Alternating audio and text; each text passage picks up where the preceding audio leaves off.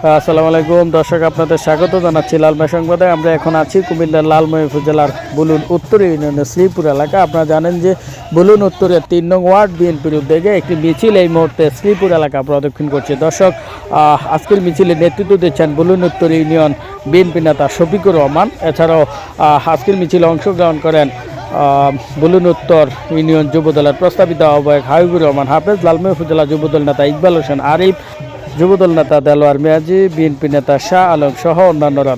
দর্শক, এছাড়াও আজকের মিছিলে নেতৃত্ব দিচ্ছেন লালমাই উপজেলা ছাত্রদল নেতা আসিফ আহমেদ টিপু, লালমাই উপজেলা ছাত্রদল নেতা আরিফুল ইসলাম মজুমদার, আসিফ রাকিব সহ অন্যান্যরা।